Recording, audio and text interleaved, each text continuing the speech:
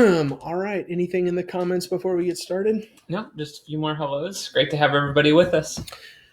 Okay. So, as you know, I don't need to do a full summary, but we've been talking about God's rest. It's especially the rest that you see at the very beginning of the Bible in Genesis chapter 2, where God created all things intending to be present with humanity that he created in his image. And that's going to be a huge part of what we're talking about tonight. Um, but that rest is the thing that we want. I mean, desperately. I know I'm kind of putting you on the spot here, but it just pops into my head as I think about this. Do you think that with this time of isolation and quarantine as we've all been together, do you think we're experiencing more rest now because we've kind of calmed down and settled in, or do you think that the anxiety and the stress and the frustration is worse? Yeah, that's a good question. I think on average, I would tend to think people are feeling less rest. Yeah. But at the same time, there's more moments for slowness and reflection. Yeah. But maybe sometimes that's causes us to realize things that are missing in life. Yeah. There's definitely an opportunity for more rest. That's for if sure. we know where to find it, and that's kind of what we're trying to lay out. Yeah. And the good stuff, not just the slowing down the mind, but the real rest and peace that we're really looking for. Okay, so we've talked about the Sabbath rest. We talked about the burdens of life and trying to have some answers for that. Tonight, what we're going to do is we're going to lay a foundation tonight that's really going to be critically important for next Wednesday. But what we're going to do is we're going to talk about the idea of God's presence. In Genesis chapter 2, this first reference that I have is not, I think, probably not super clear, but I did a sermon about this a couple Sunday nights ago, and there's the audio that's on the website about the water of life. And so in Genesis chapter 2 and verse 8, where God plants a garden, and he puts man in the garden in verse 9. Out of the ground the Lord God made to spring up every tree that is pleasant. And there's a river flowing out in verse 10. And the river is so abundant that it divides and it turns into rivers. Throughout the scripture, you're going to see this theme about God and the water of life and how that water of life comes forth from the presence of God and gives life to everything it touches. And so when you see this river coming out of Eden and giving life to everything, maybe you don't know it at this point in Genesis 2, but by the time you get to the end of the Bible, you see those words and you're like, that's because God's there. Mm-hmm. The river and the water of life is because God's there. You're welcome to interrupt me. I'm just going to keep going. Hey, just a heads up. Tonight you might get a notebook out and write some of these scriptures down. We're just going to do a broad survey and we're going to do a lot of reading. In Genesis chapter 3 and verse 8, you see God's presence. Adam and Eve heard the sound of the Lord God walking in the garden. And so here's Eden and the presence of God. And then in chapter 3 and verses 23 and 24, you can see that presence is the major theme because God said, in the day that you eat from it, you will surely die. And they ate the forbidden fruit. And the ultimate consequence in verses 23 and 24 is that they are kicked out of the garden, removed from the presence of God. And so I'm really interested. I'm interested personally. I'm thinking about this right now. I wonder how many times tonight I'm going to say the word presence. I might have just turned it into a game. It's all about being in the presence of God. Right. Yeah. And I just posted a question in the chat just to kind of get our minds flowing, get you all on the wavelength that we've been studying and prepping for, just asking what passages or ideas or descriptions do you think of when you hear God's presence? Yeah. Just because we're going to start to survey through the Old Testament and be thinking about where God's presence pops up. And so any additional things that you have to contribute or times that you can think of God's presence will be helpful for us. Yeah. Presence as in he is here present with us, not presence as in I'm going to give you a gift. CE, not the other one. Genesis chapter 4 is another place where you see this example with Cain. After Cain's sin, the consequence in verse 14, behold, you have driven me today away from the ground, and from your face I shall be hidden. The consequence of sin is you have to leave God's presence. So the number one goal from the very start, more than anything else, is being connected to and in the presence of God. That's at the very top of our list. And when we think about rebellion and sin and the consequence of that sin is being removed from God's presence. So we're going to see God coming back in the presence and sin and God going away, and God coming back and trying again and sin and God going away. That's what we're looking at tonight.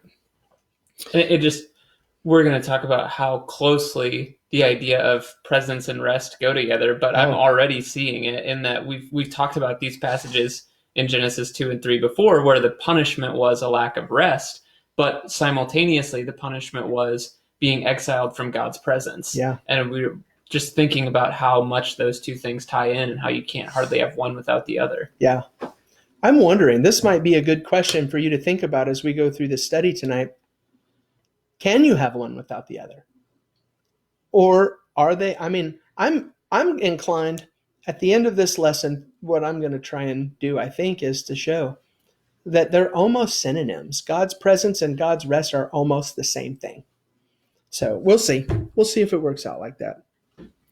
In Exodus chapter 3, I don't want to spend a ton of time with the Exodus because I want to look specifically at the tabernacle and the temple theme. But in Exodus chapter 3 and verses 4 through 6, Moses meets God at the burning bush. This is like their introduction to one another. And so, I'm in Genesis chapter 3. And so here is the start of God's relationship with Moses and God's relationship with the people. And it starts with, here I am. This is me. And I'm going to introduce myself to you. In Exodus chapter 13 and verse 21, after the actual Exodus happens, the children of Israel leave Egypt, you see that they're being guided and protected and provided for by the presence of God. You've got the pillar of cloud and the pillar of fire, 21 and 22. The Lord went before them by day in a pillar of cloud to lead them along the way, and by night in a pillar of fire to give them light, that they might travel by day and by night. The pillar of cloud by day and the pillar of fire by night did not depart from before the people. So here you have the salvation of the people. And salvation is accompanied by God saying, here I am. I'm here with you.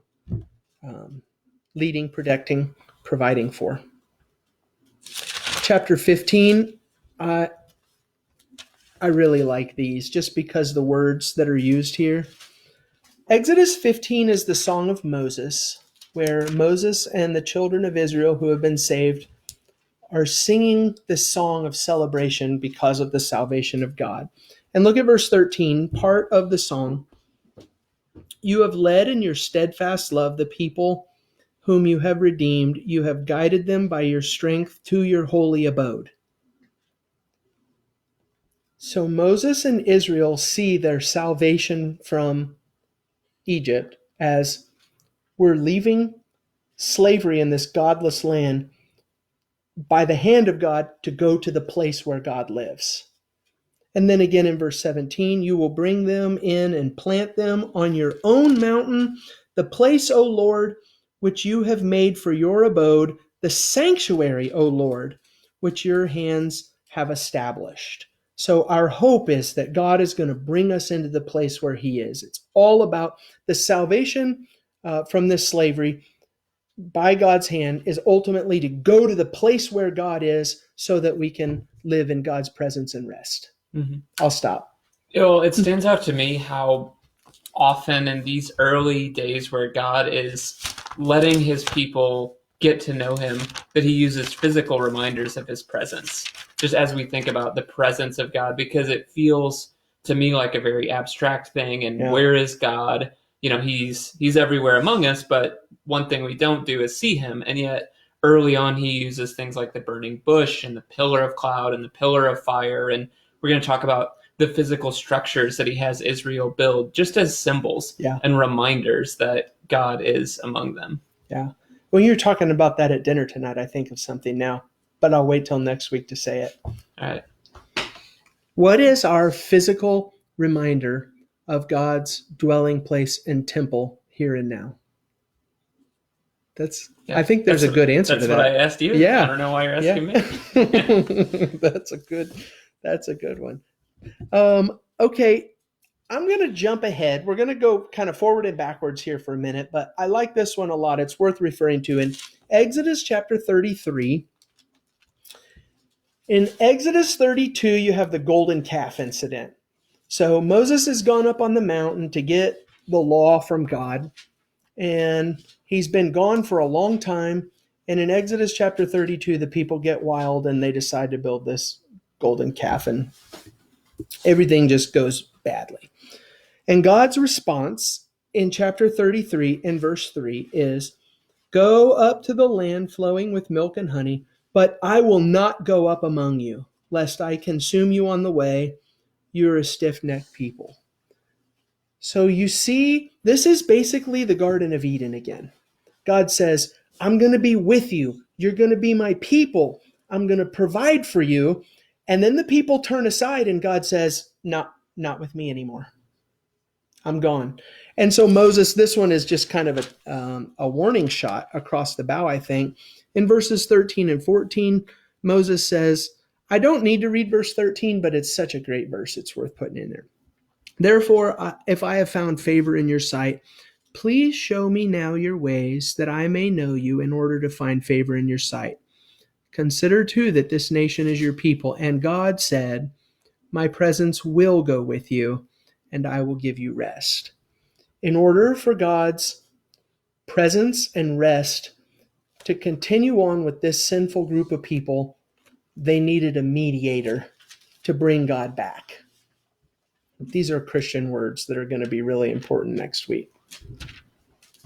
That's really the only thing that I intend to say about everything up to this point with Eden and the Exodus and the presence of God and protection and provision and the rest that comes from being with God. Is there anything in the comments or anything that you would say up to this point? No, I think we can keep going. Okay. I'm going to go backwards to Exodus 25. The first thing that we're going to talk about, if you think about the presence of God, we're going to talk about the tabernacle. And you see in Exodus chapter 25 in verse 8, exactly what God is saying. He says, let them make me a sanctuary that I may dwell in their midst. God says, build the tabernacle for me. I'm going to give you all the instructions how to do this. Build the tabernacle for me, and I'm going to come and live in it. And that way I can be with you among my people. Go to the very end of Exodus. It's like almost the last verses of the whole book of Exodus here. Chapter 40 and verse 34, we have the law, we have the covenant, we've got the priest, we've got the tabernacle, we've got the sacrifices, everything is in place. And so Exodus ends with verse 34, the cloud covered the tent of meeting, and the glory of the Lord filled the tabernacle. And Moses was not able to enter the tent of meeting because the cloud settled on it, and the glory of the Lord filled the tabernacle. God is now physically, can I say physically? Probably not with God. Yeah, physically, because you say he's right over there. Yeah. God is now physically, spiritually, however God does, he is present with Israel. His presence is portable because it's in a tabernacle, but this is his house, and this is the place where God dwells. Just a couple of things as I think about God's presence throughout the Old Testament. These are points that don't quite go together in my head. Let me ask you a question. is God present among the people in this situation, or is he not present? Is he accessible or is he not accessible? Well, he's some of both. Yeah. I think he's behind curtains and he is limiting his appearance, and only certain people, the priest and the high priest, are allowed back there. So, in a way, he is opening himself up to man, and in another way, he's demonstrating how far removed sinful man is from him at the same time. Yeah, that's exactly what I was thinking. He is present and accessible. I mean, imagine if you're Israel and you look at the tabernacle just across the way and you say, the creator of heaven and earth lives right over there. We can see the cloud. There he is, right over there. He's not up in space, up in heaven, He's right there. How can you not appreciate the presence and the accessibility of God? But the same picture of he's right over there, the tabernacle is surrounded by a gate. Only the priests can go in the gate. Only some priests can go into the holy place, and nobody can go into the presence of God except one person, one very short time of year. So it's a dichotomy, it's this picture of there is God and he's very accessible, and it's a picture of there is God and he's not accessible because of my sin. Mm-hmm. Think two things at the same time. I've been saying that a lot lately. The Ark of the Covenant is a picture of God's presence. The Ark is described in Exodus 25 when God tells them how to build the Ark. Let's see, verses 21 and 22. You shall put the mercy seat, that's the lid. Becky went to USF after Florida College. And she had this life after death class. I'm totally just leaving. I forgot to tell you about this. But she had this life after death class. And the teacher said, the mercy seat on the Ark of the Covenant is where the high priest would go to sit on top of it like it was his throne, where he would render judgments for the nation of Israel. And, Becky, she's like, she can't just sit there and be like, okay, he's wrong. This has now turned into a thing. So anyway, that's what I always think of with the mercy seat. It's a lid. The mercy seat on top of the ark, and in the ark you shall put the testimony that I shall give you. There, here it is. There I will meet you. And from above the mercy seat, from between the two cherubim that are on the ark of the testimony, I will speak with you all that I will give you in commandment with the people of Israel. So the ark in the most holy place, you've got God above the ark, and one place in First Chronicles, the ark is described as the footstool of God. So here is his actual literal presence among the people. Okay. Go to 1 Samuel 4. This is really, really important.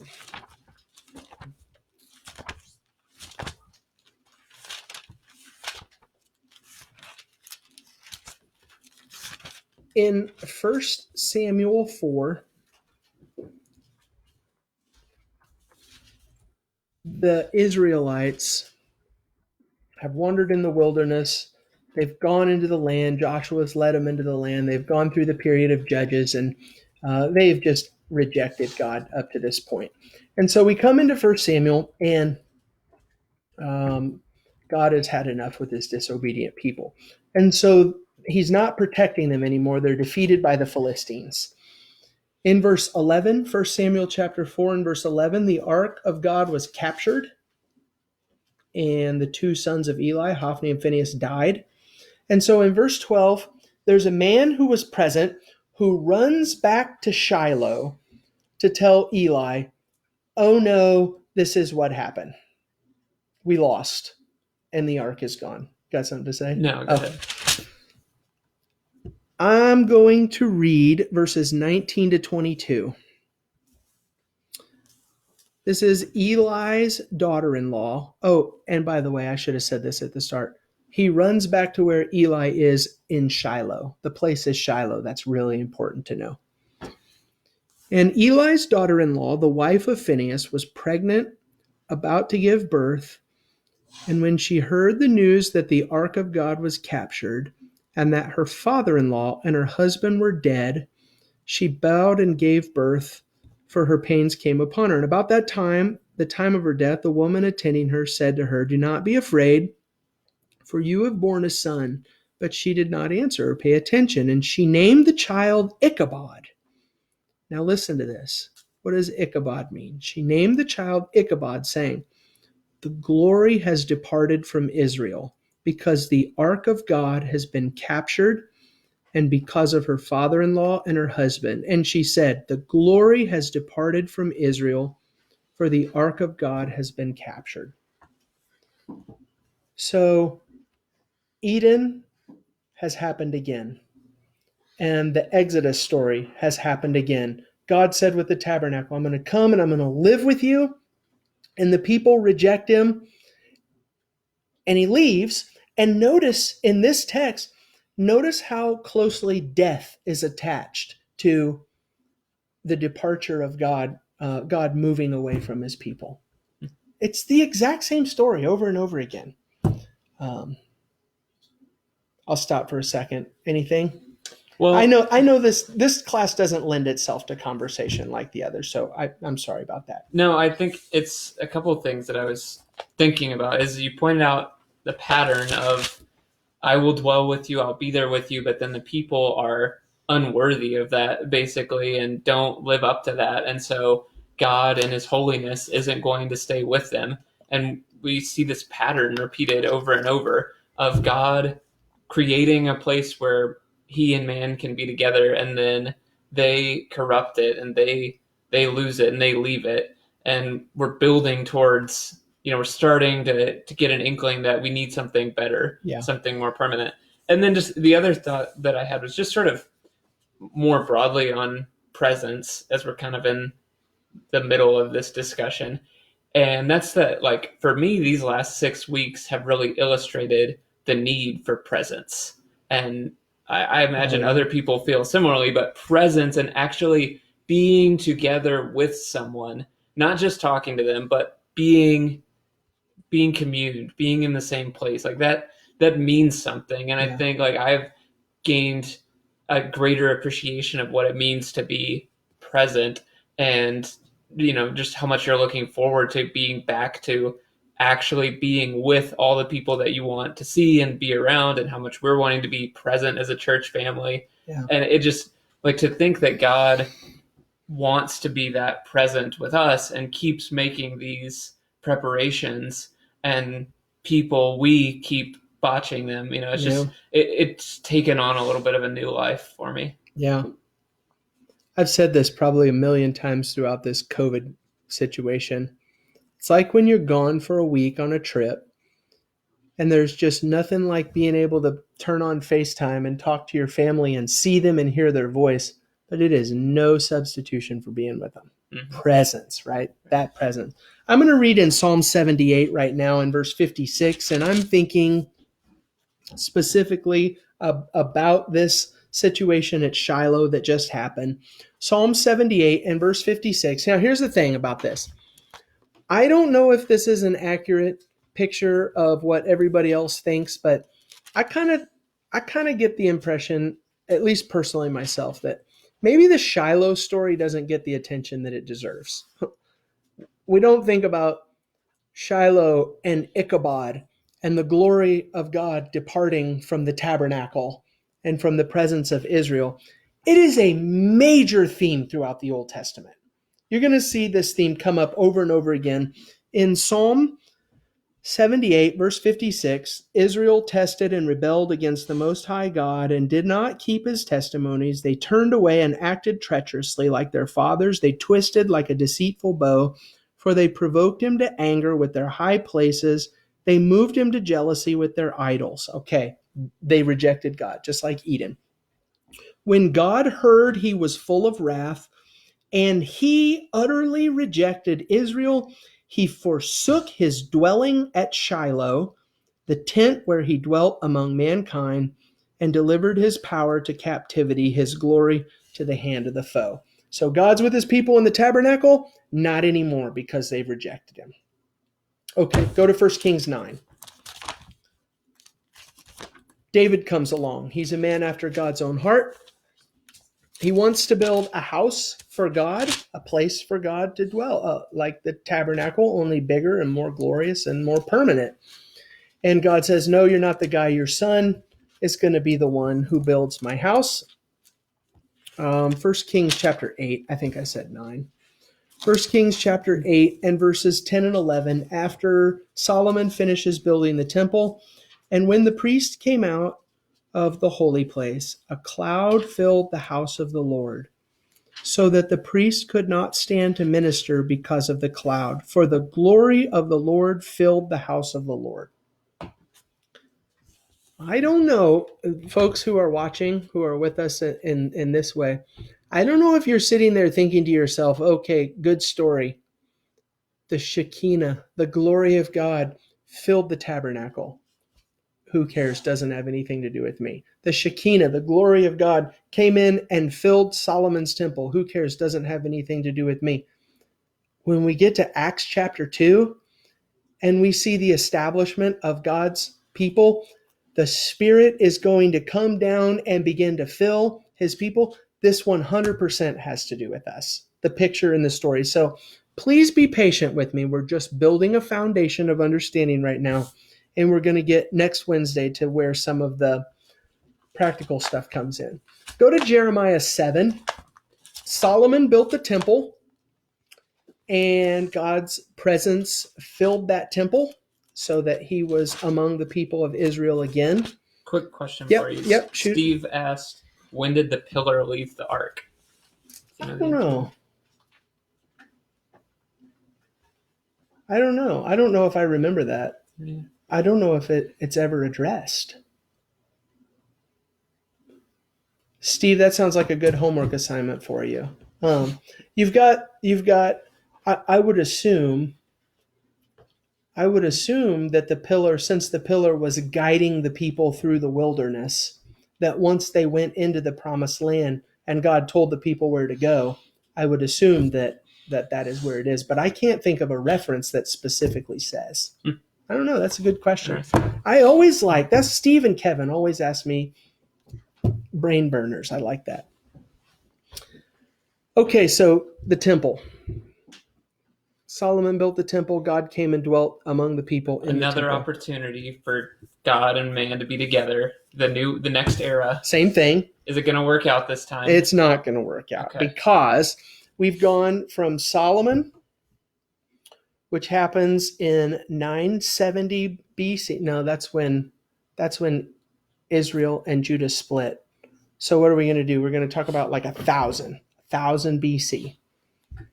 All the way up about, let's just say roughly about 500 years, the people have rejected God. And so here's Jeremiah, and listen to what he says, and remember Shiloh. Jeremiah 7, beginning in verse 12.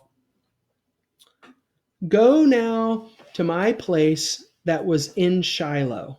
We know what he's talking about now. Jeremiah is saying to Israel, go there. Go there and remember what happened. Go now to my place which was in Shiloh, where I made my name dwell at first, and see what I did to it because of the evil of my people Israel. And now, because you have done all these things, declares the Lord, and when I spoke to you, you persistently, you did not listen, and when I called you, you did not answer. Therefore, I will do to the house that is called by my name, and in which you trust, and to the place that I give you and your fathers, as I did to Shiloh. So God says, here I am. I came and I lived among you again, and we had the land, and we had every opportunity for Eden, for peace and rest and presence of God, and the people rejected God, and so God says, I'm out of here. Again.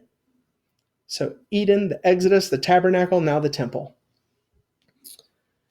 In Ezekiel, this is worth noticing, I think. And you can leave your finger in Ezekiel. We'll be here for just a couple minutes. In Ezekiel chapter 8, in Ezekiel 8 through 11, you have a picture of sin and idolatry that is actually happening in the temple, in Solomon's temple that he built. And so what God does as you move through Ezekiel 8 through 11, starting in chapter 9, God has this 4-stage departure. Ezekiel 9 and verse 3, the glory of God of Israel had gone up from the cherub, which it rested. So God's getting up. This is the 4th stage in Ezekiel 11 and verse 23. The glory of the Lord went up from the midst of the city and stood on the mountain that is on the east side of the city. God's gone. It's over. And God leaving in this situation means the Babylonians are coming, they're going to destroy the city, and they're going to kill a whole lot of people. So no presence, no rest. That's our theme. I've for whatever reason, this study, this idea of God physically or visually being with the people stood out to me. And I, even a few minutes ago, found myself thinking that would be nice, if we had that place that we could look to, if we had that reminder, but it didn't do it for these people. Yeah. Which probably speaks to all of our hardness of heart sometimes, that to think that you could point to a place and say that's where God is, that's his dwelling place, and yet still not be living the right way. And I guess we'll expand later on the idea that now God's dwelling within us. Yeah. And yet often we still miss the mark. Yeah. I find myself doing that all the time. If only I had lived in these, or if only I had seen the 10 plagues, there's no way that I would have grumbled in the wilderness. Yes, I would have. Yeah. And I would have been at the front of the line, I guarantee it. The reality is it's more of a spirit of seeking God's presence than anything else. Yeah. Yeah. I'm in Ezekiel 37 now. So we're going to move into the last section of this, and then we're going to kind of wrap this class up for tonight. But here's the last thing. When Jerusalem, when they go into Babylonian captivity, Ezekiel begins to prophesy to them in Ezekiel chapter 37 as just one example. And he starts talking about there's going to be a day in the future where God's Spirit is going to come back. And he is once again going to be present among the people of God. This happens to me all the time. I get goosebumps right now. What Ezekiel is talking about here. And so Ezekiel 37 is the valley of dry bones. You've got a bunch of death, and God pours out his Spirit, and the bones come to life. And so here in this chapter, Ezekiel 37, 26 through 28, God says, I will make a covenant of peace with them.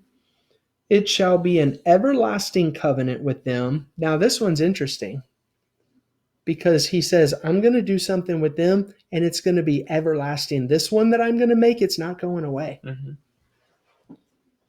And I will set them in their land and multiply them, and will set my sanctuary in their midst forever. My dwelling place shall be with them, and I will be their God, and they shall be my people. And then the nations will know that I am the Lord who sanctifies Israel, when my sanctuary is in their midst forevermore. God says, it happened in Eden, and I went away, but I came back. And then it happened with the tabernacle, and I went away, but then I came back.